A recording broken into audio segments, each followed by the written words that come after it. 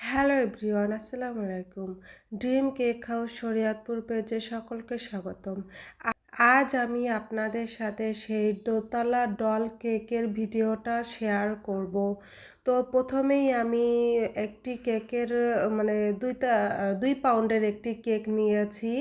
তো তার উপরে আমি 1 পাউন্ডের একটি কেক বসিয়ে দিলাম।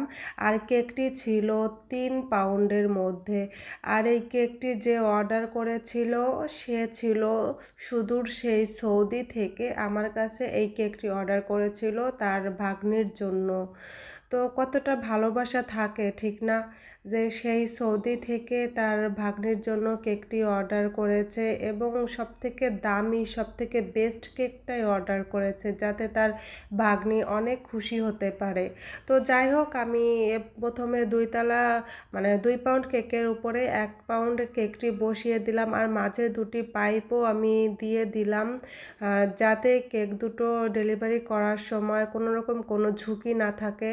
তো প্রথমেই আমি ডলটা বসিয়ে দিলাম আর ডলের উপরের যে ড্রেসটা ওইটা আমি বসিয়ে দিয়েছি। ওটা আমি আগেই রেডি করে রেখেছি। আর আলাদা করে নিচের যে গাউনের যে পার্টটা সেটা আমি আলাদা করে বানিয়েছি ফন্ডেট দিয়ে। আর হোয়াইট ফন্ডেটের মধ্যেই আমি রেড কালার ইউজ করেছি। তো অনেক বেশি না, অল্প পরিমাণে রেড কালার ইউজ করেই আমি এই কালারটা এনেছিলাম। তো আস্তে আস্তে আমি এখন পানি দিয়ে প্রত্যেকটা জোড়া লাগিয়ে নিচ্ছি প্রত্যেকটা ফুলে। আর এই কাজটা সম্পূর্ণ পানি দিয়েই করেছি, এই আঠার যে কাজটা থাকে ফন্ডেটের উপরে। তো আমি সকালবেলায় এই ফন্ডেটের প্রত্যেকটা কাজ করে রেখেছিলাম আর করে আমি এমনি রেখে দিয়েছিলাম যাতে ফন্ডেটটা ভালো থাকে। তো এখন দেখা যাচ্ছে অনেকটা শক্ত হয়ে গেছে, তবুও ভালো। আর নয়তো আমি সাথে সাথে লাগাতে গেলে হয়তো যে আরও সমস্যা হতো, ঠান্ডা কেকের উপরে দিলে হয়তো যে ফন্ডেটটা গলে যাওয়ার সম্ভাবনা থাকতো। এর জন্য আমি করেছি কি, ফন্ডেটটা অনেকক্ষণ আগেই ফন্ডেটের টপারগুলো বানিয়ে রেখেছিলাম। তারপর এখন আমি যখন ডেলিভারি দেবো তার 1.5 ঘন্টা আগে আমি বসেছি এই কাজটা করার জন্য। তো আমি একে একে পানি দিয়ে তারপরে আমি ফুলগুলা বসিয়ে নিচ্ছি। আর যে পার্টসগুলো আছে পার্টসগুলোও আমি পানি দিয়ে ফুলের উপরে বসিয়ে নিয়েছিলাম। তো আপনারা তো দেখতেই পাচ্ছেন আমি কিভাবে করছি। তো আমার এখানে কিছু নজেলের কাজও ছিল, হালকা হুইপ ক্রিমের কাজ ছিল, সেটাও করে নিলাম।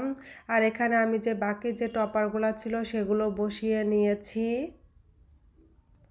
আমার কাছে না শাসলিকের কাঠি ছিল না, যদি শাসলিকের কাঠি থাকতো তাহলে পিছনের যে স্টারগুলো আরেকটু বড় করে দিলে দেখতে আরও বেশি সুন্দর লাগতো।